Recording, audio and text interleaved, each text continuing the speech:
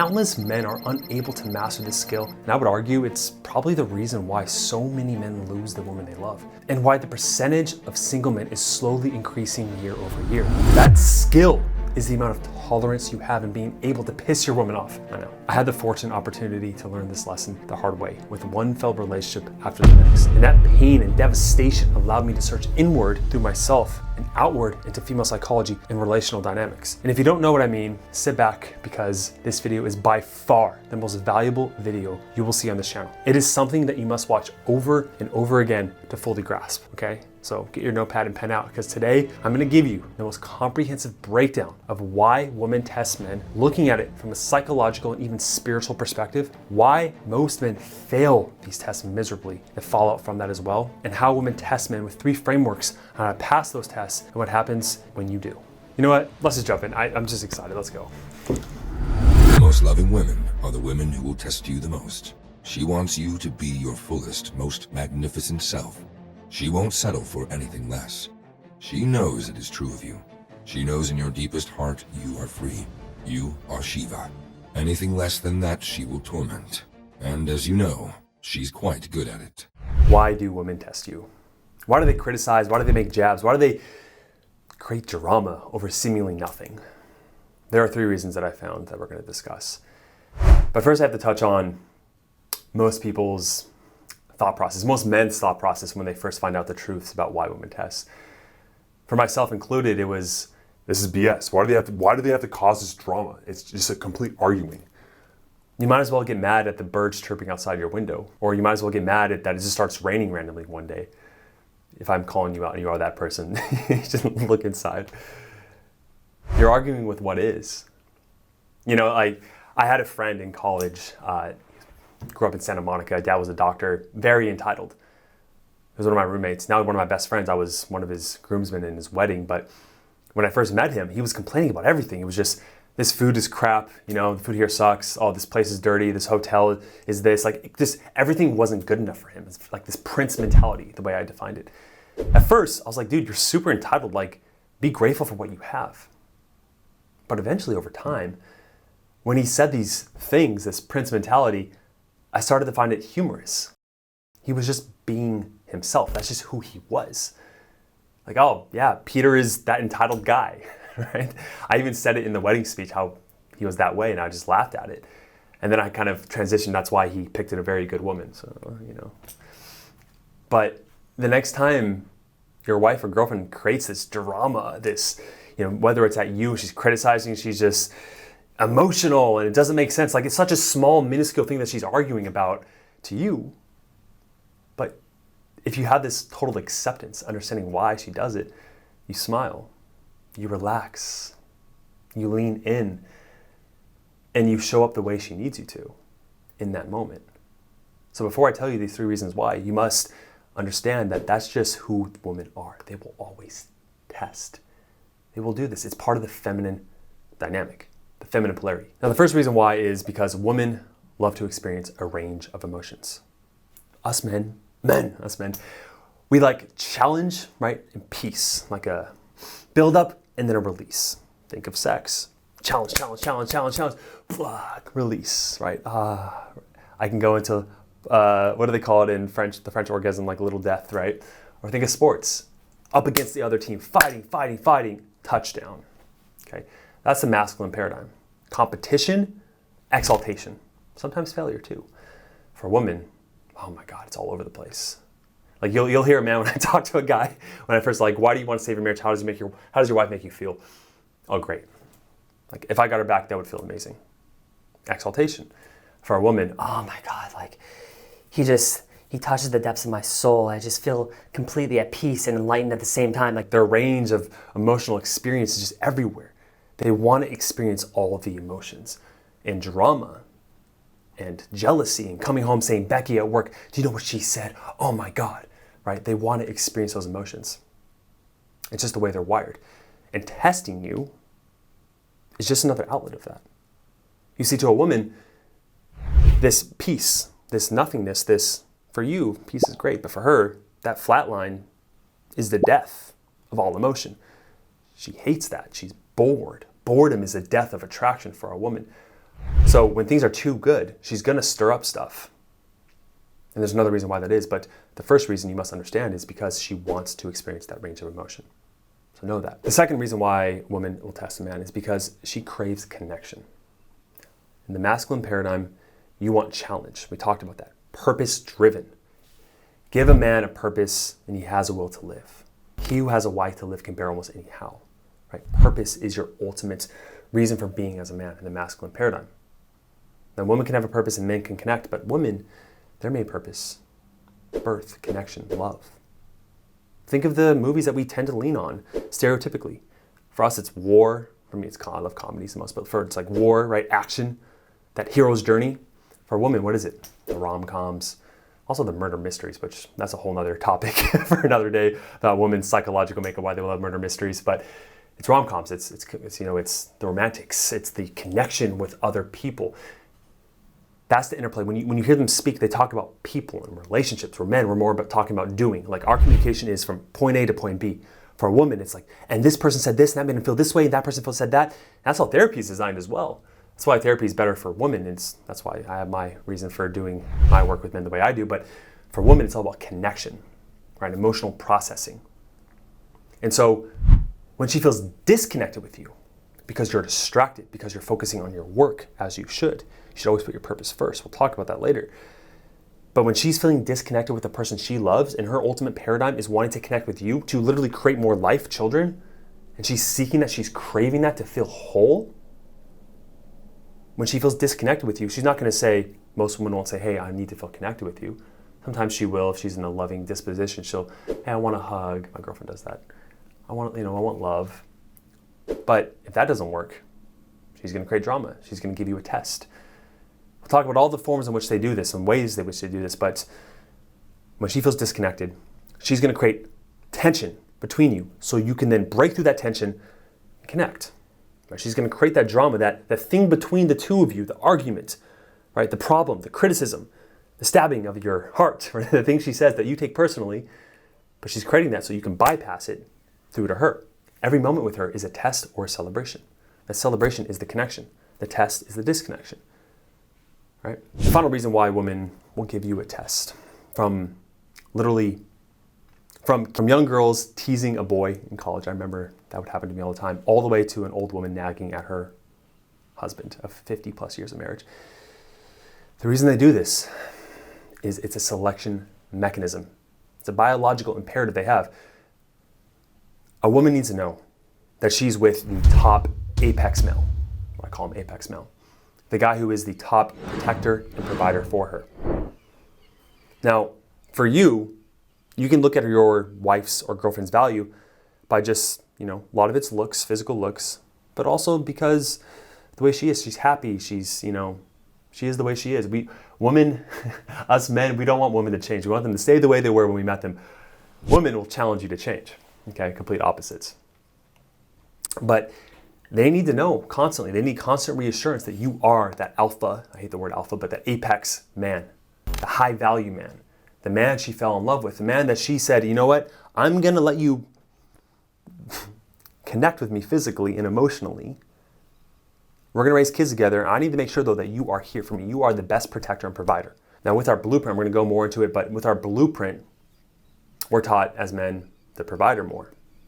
Give her the house, give her the money, take care of her.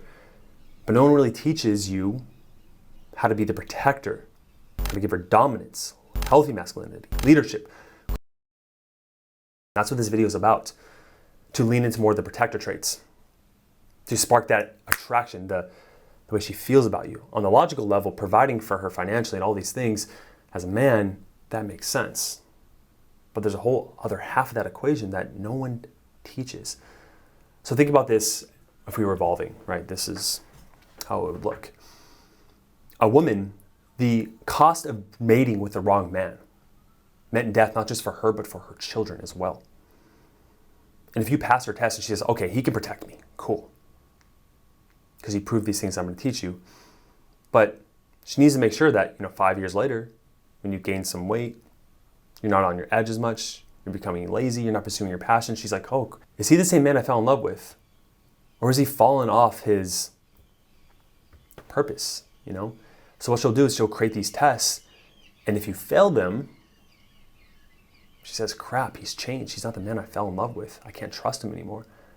But when you do pass them, that's when she opens up to you. She feels like safe, like, oh my God, okay, he's the guy. He is the man, my man. I feel safe, I can relax in his presence. I don't have to be all guarded and masculine. Take the lead, right? Every moment of your life is either a test or a celebration. The same is true about every moment with your woman, only doubly so. Not only is her simple existence a test for you, but one of her deepest pleasures and intimacy is testing you, and then feeling you are not moved off course by her challenge. The most erotic moment for a woman is feeling that you are Shiva, the divine masculine, unperturbable, totally loving, fully present, and all-pervading. She cannot move you, because you already are what you are, with or without her. Now, why are most men failing these tests with women? Partly because they're not aware of it. They're not aware of the reasons why, but now you know the reasons why. Now, there are three main reasons why men fail these tests. The first is what I call the scarcity mentality. A lot of men that I work with, they will have this, you can call it a lot of different things, beta male, being needy, but ultimately they're putting their wife or their girlfriend on a pedestal. They think like, oh, I got lucky to be with her. If she were to leave me, I don't know what I would do. There are a lot of reasons why this is. But right now I'm not going to touch into that too much. That's a whole nother video. I have plenty of topics on how to overcome neediness on the channel. You just need to recognize that ultimately at the end of the day, you're afraid that if she leaves you, you can't go out there and get another woman as good as her. And you have all this investment emotionally and psychologically and with time that's invested in that, so it's like a sunk cost fallacy. I understand that too. There's a lot of investment that you don't want to lose, all the memories as well, and you love her. I get that. But another component of that is your lack of certainty that you can go attract someone of equal or higher value. I'm not saying if you knew you could, that would solve all the problems because you're still attached to her psychologically and emotionally, but you have to know this, that most men, they're putting their wife on a pedestal. They think deep down. You think deep down. If you look within yourself, I know you because I'm looking at myself. You don't feel good enough for a lot of reasons. And that feeling not good enough, she touches on that wound when she criticizes you. You're thinking you're trying so damn hard. But I'm going to show you why there's a silver lining with this and how to really reorient the way that she's testing you. And it's not about you not being good enough, okay? But let's cut to the core. We remove everything out of the way.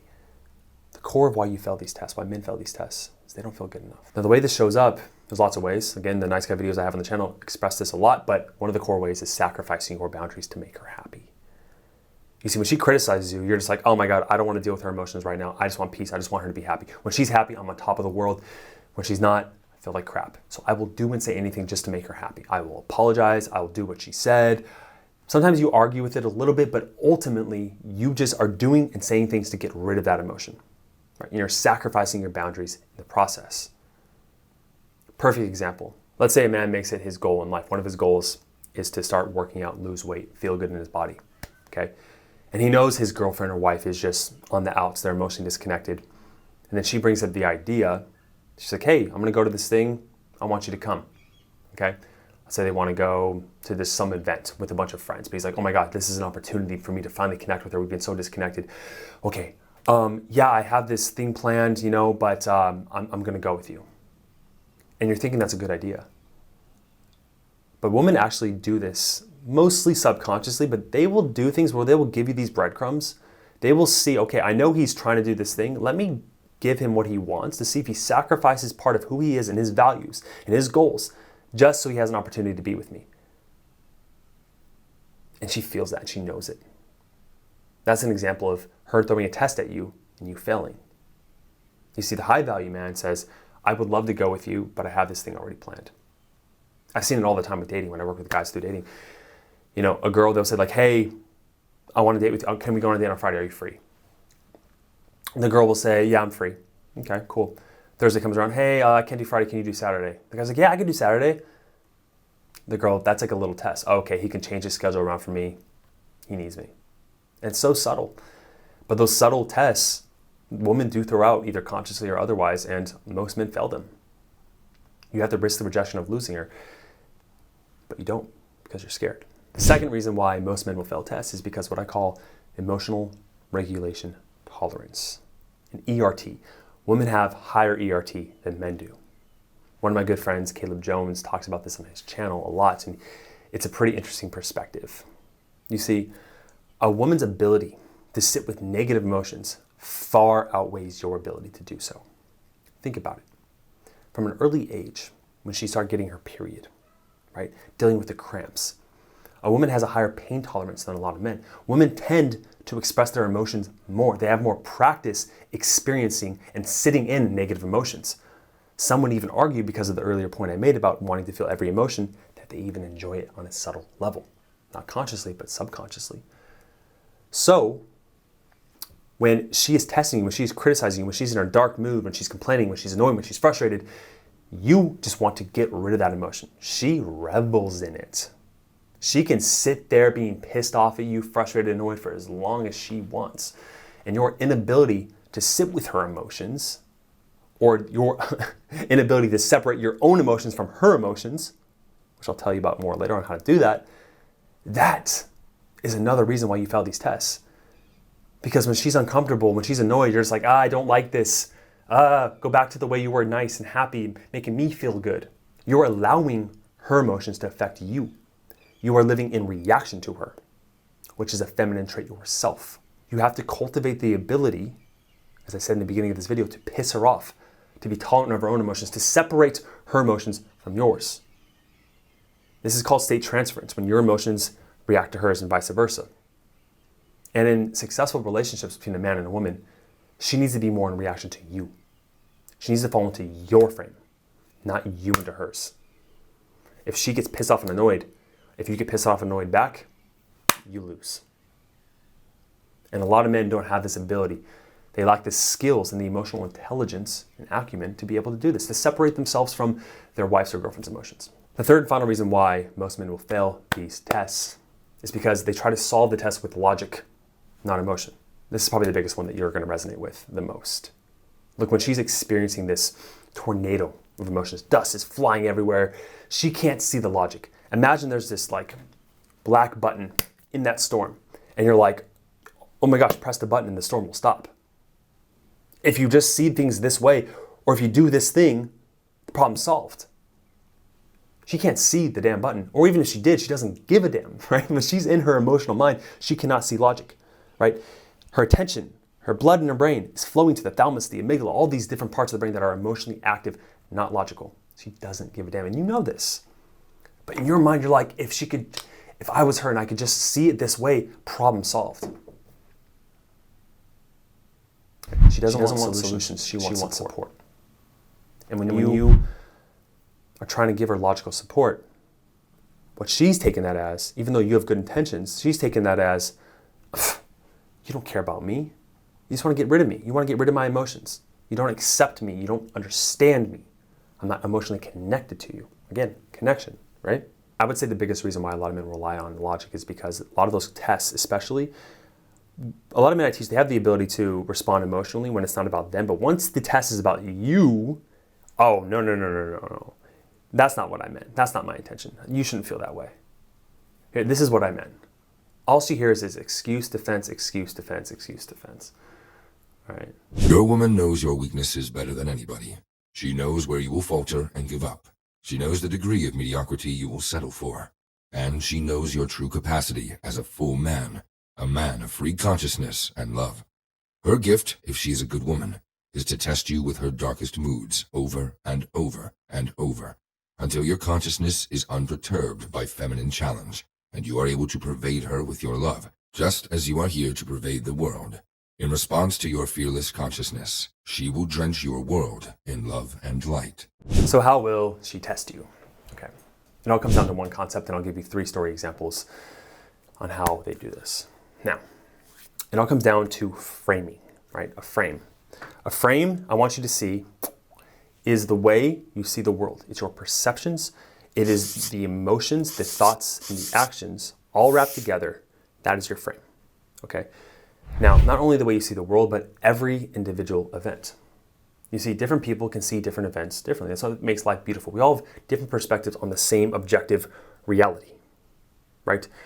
As an example, right? Nothing to do with really men and women, but I remember I was in Thailand with one of my pretty good friends from college, and I'm a pretty optimistic guy. This guy is a golden retriever. It manifests in a human being, right? He's even blonde.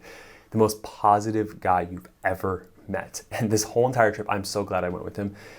There were so many moments of stress where I saw the event in a negative light, but he saw it completely differently. This all came to a head when we bought this whitewater rafting, right, trip. And you saw all the photos, like people are like all these giant waves like flashing around. I'm like, oh my gosh, I'm scared, but I'm so excited. This is gonna be amazing. And then all of a sudden, right, we get there. It's a long road onto this backwoods in Thailand.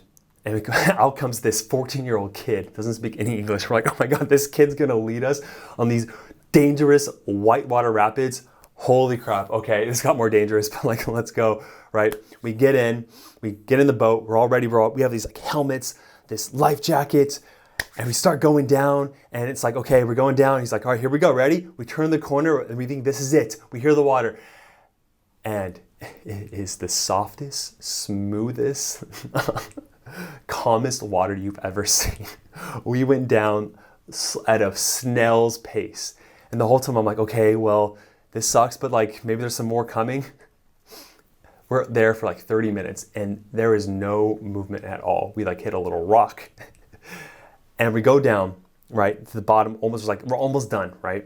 And I'm sitting there and I'm fuming. I'm like, this is a waste of money. Like, oh my God, like this is such a waste of my day too. Like we spent all this money, all this time, and we're here sitting and like we didn't get the experience that I expected, right? And we turn the corner and we're going down this flat part of the stretch, super slow again. The water is literally yay high, right? And we turn and we see this little girl like playing in the water, and she's like above me because we're sitting so low, and Tyler loses it. He starts laughing his ass off. He's like, this is amazing. Like, oh my God, it's so funny. Like how we paid all this money. We thought we were gonna get this experience of running around, and like there's these like this little girl in the water like watching us with like helmets and stuff on and the life jacket, and she's there staring at us like washing her body. And same event, two different perspectives. Tyler saw it in a humorous light, and it cracked me, and I entered into his frame. I started laughing. I was like, oh my God, I could see why you think this is funny. I entered into his frame. I saw the humor in it, when before I was having a horrible time.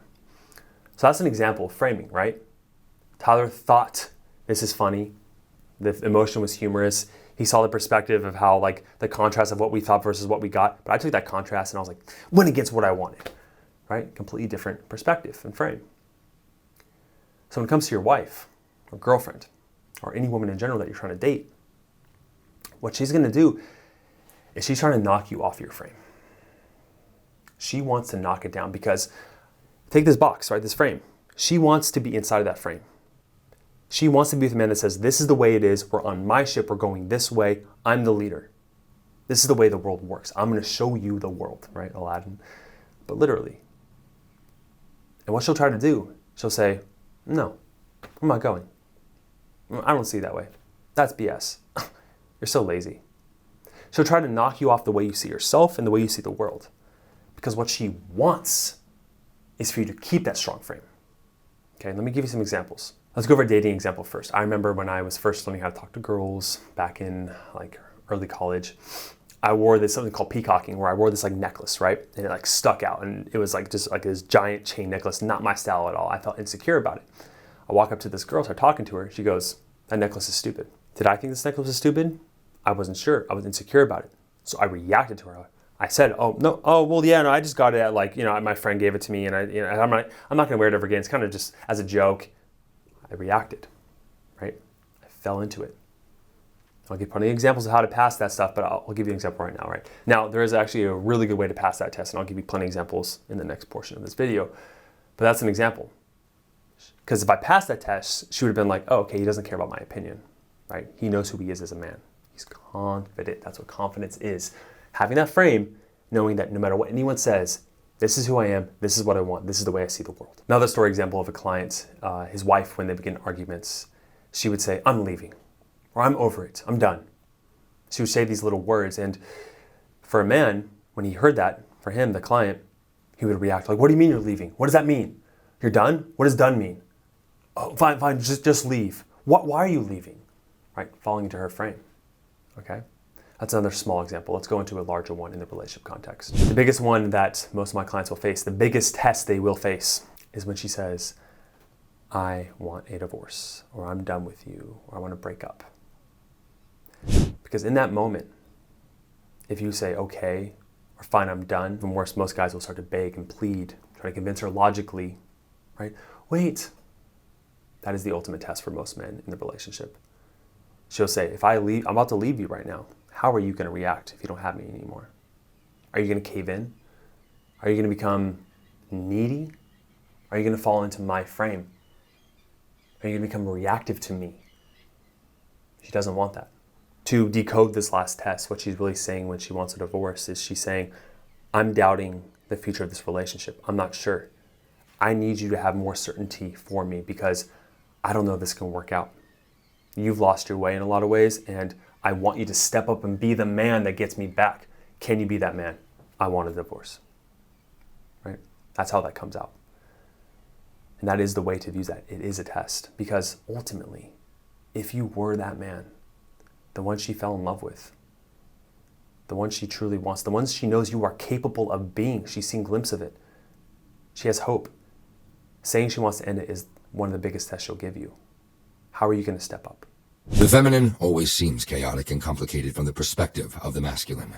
The next time you notice yourself trying to fix a woman so that she will no longer be chaotic, relax and give her love by touching her and telling her that you love her when she is this way. Embrace her, or wrestle with her, or scream and yell for the heck of it, but make no effort to end that which pisses you off. Practice love instead of trying to bring an end to the quality that bothers you. You can't escape the tussle with the feminine. Learn to find humor in the unending emotional drama the feminine seems to enjoy so much. The love that you magnify may realign her behavior, but your effort to fix her and your frustration never will. The world and your woman will always present you with unforeseen challenges. You are either living fully, giving your gift in the midst of those challenges, even today, or you are waiting for an imaginary future, which will never come. So how do you pass these tests? Again, 3 ways you can pass a test. Each way is more advanced than the next, okay?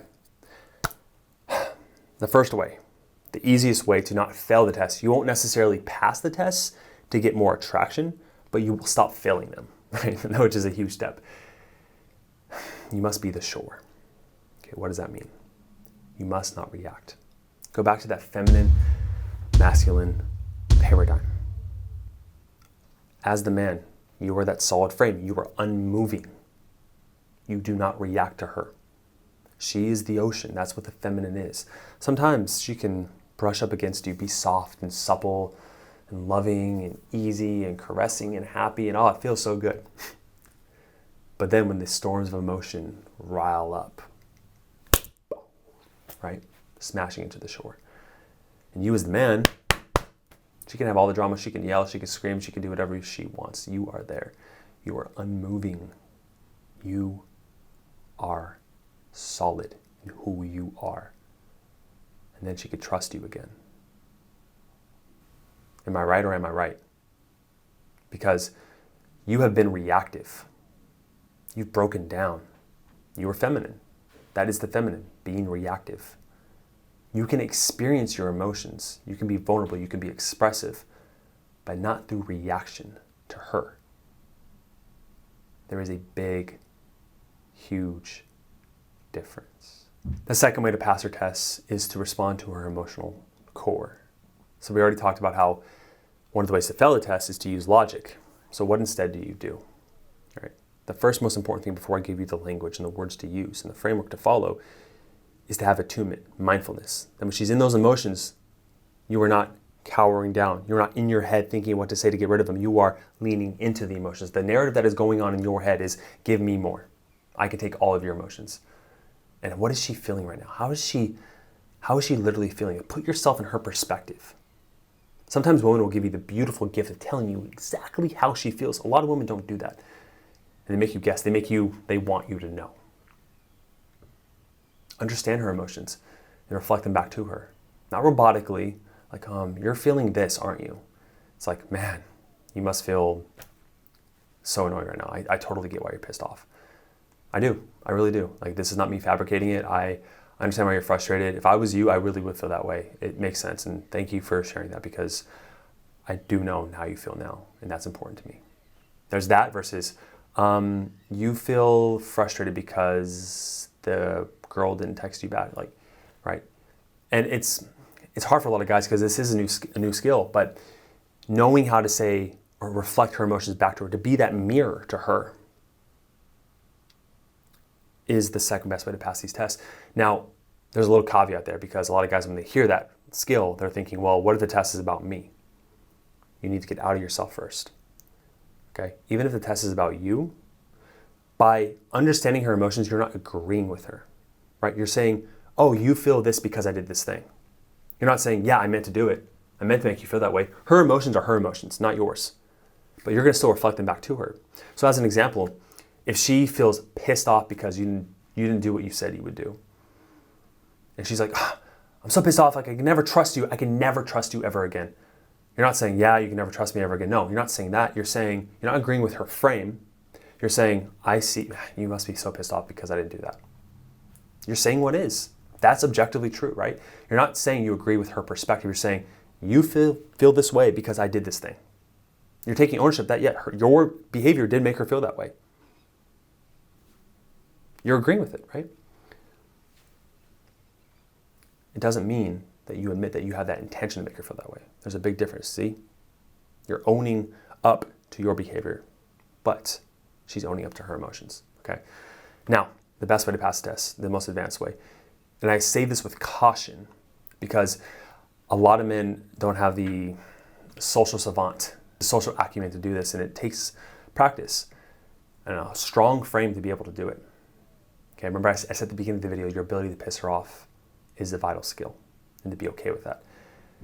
The best way to pass her tests is to use humor, okay? Now, there's a technique called agree and amplify, A squared. I spoke with a client today, a new client I'm working with, and he said that his wife, they were like in the separation process, that's why he's talking to me, and his wife, they share an Audible account, okay? And he's been reading books on intimacy and connection. And they were going on a walk together, and she found out because they share the Audible account. She's like, ew, that's disgusting. You're disgusting. How could, I don't want to have sex with you ever again, right? Again, she's in her emotions. She's saying things that she doesn't mean, but it's how she feels in the moment. He didn't respond that poorly. He said, he used the second level. You feel disgusted. Oh, I totally understand why you feel that way. That's not my intention. Not bad in his response. The best way is through the lens of humor, because nothing conveys more that you're not reactive, that you are in your frame, than conveying that humor. What he should have said with agree and amplify is that you take her statement, what she says about you in her test, you agree with it, and then you amplify it. So it looks something like this. I'm the worst. Like, I am so disgusting. I can't even look at myself in the mirror, honestly. And then you can go into talking and understanding her emotions, but you start off with that humor, because that is the best, most advanced way to respond to her tests, okay? So let's go back to the necklace example, right? I took the necklace and she's like, oh, your necklace is stupid. Yeah, I got it from Stupid R Us. Actually, it's like, throw it around my neck, catch it. 50% off, man. It only costs $200, and that's not stupid because that's an awesome freaking necklace. Not the best humor, but the point of it is that you are amused by it. Right? That's the point of this humor. You are not saying this humor statement to make her laugh. You're saying the humor statement to make you laugh. That is the importance, right? You're taking it lightly. You're still taking what she says seriously, but through a humorous lens. And let's face it, when she is being reactive, when she is when she is giving you her test, she is in her emotional brain. She's in her childlike brain. So you can respond with humor. You are allowed to. Josh says it's okay. Josh says that's the best paradigm to have when passing her tests, okay? Now, this does take skill, so I want you to practice it out maybe with some other people before your wife, unless you feel like you do know your wife's sense of humor. If you can make her laugh, which I hope you can after years being with her, trust me, try it out. A little caveat here before we end up. She may be more reactive at first because it's something new. She'll be like, no, I don't want you to have this high value. I don't see you that way. Another test. Don't let her break your frame, right? In the very least, do not react to her. Now, if you want a whole comprehensive breakdown on how to win your wife back by yourself, there's this video right here that you can check out. Thank you for watching the video, and smash like if you are new here, subscribe, and I will see you in the next video, my man. Cheers.